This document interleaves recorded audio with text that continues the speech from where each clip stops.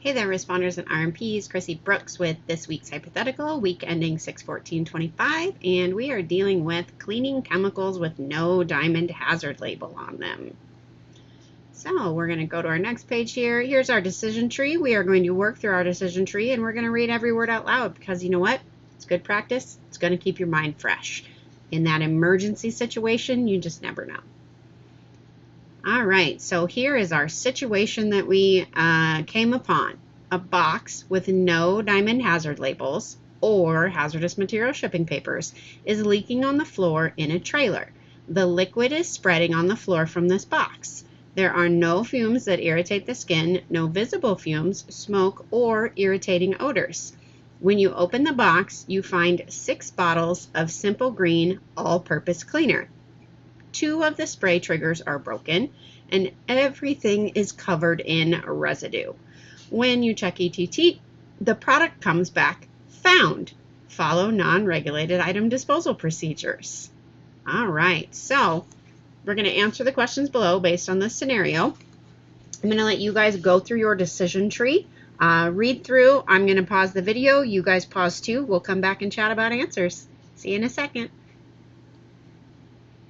All right, welcome back everybody. So as we went through our decision tree, this one right here is going to be an all no. We don't have anything, fumes, vapors, none of that kind of stuff.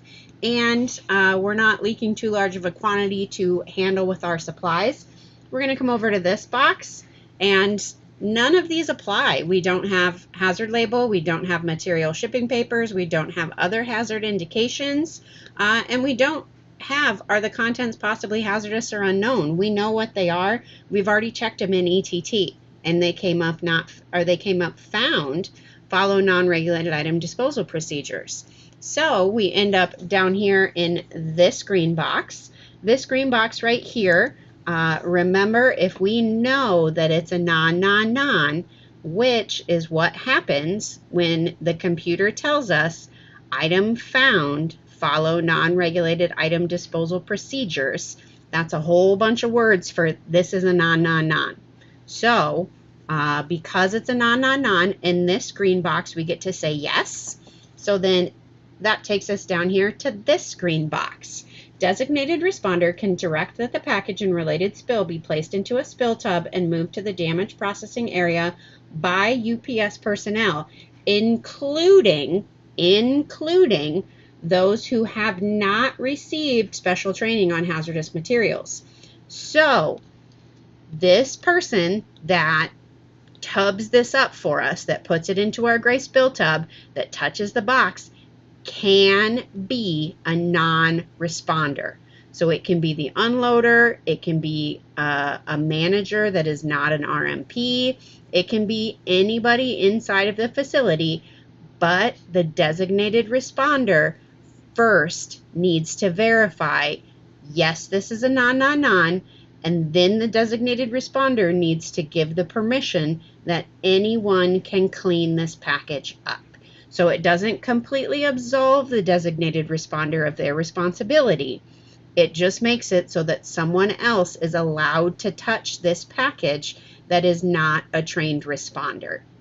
So as we're going down on our answers here, we ended up here in our green box. The responder can direct the spill and related cleanup be placed in a gray spill tub and brought to the DMP by any UPS personnel.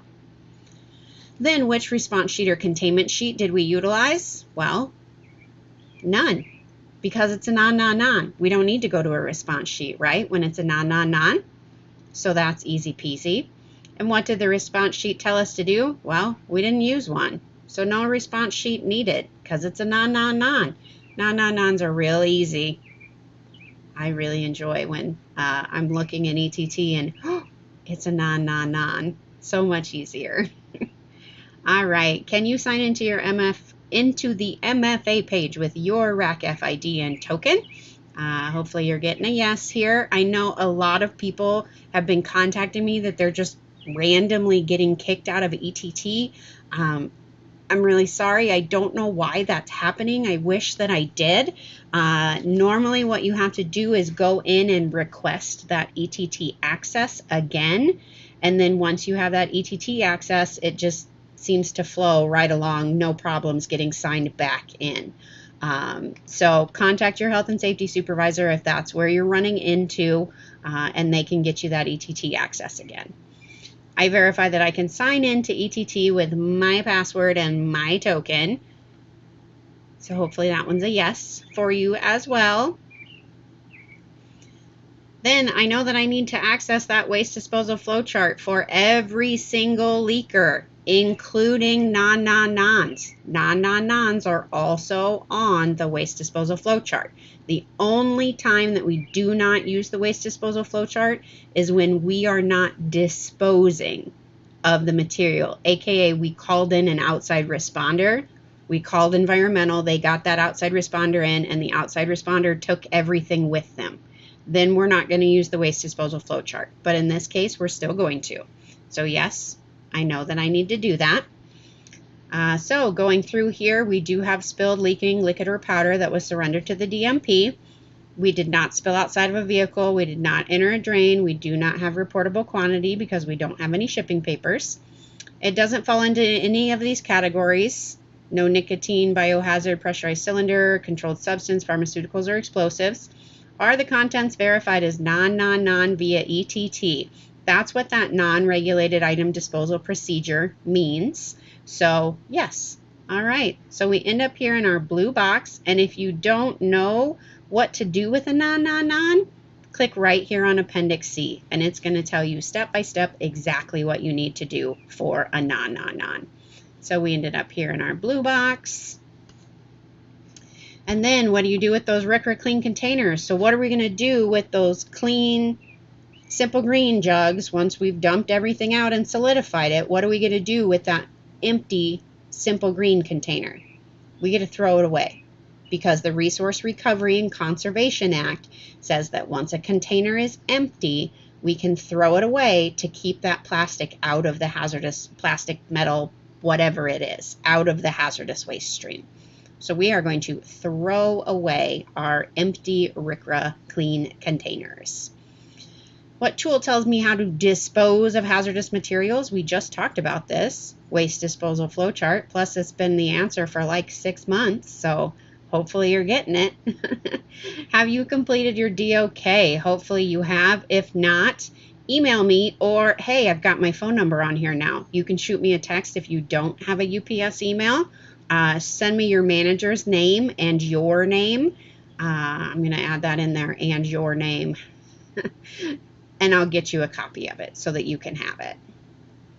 All right, and everybody's favorite page, the last one, go ahead, use those drop downs to find your name and your information. If you are not in there, again, you need to contact the person on this list that is your supervisor.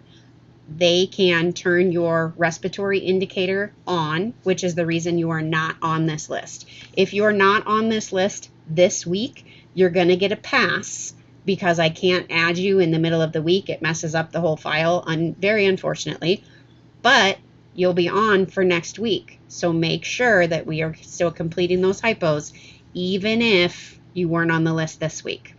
That's all I got. Short call today.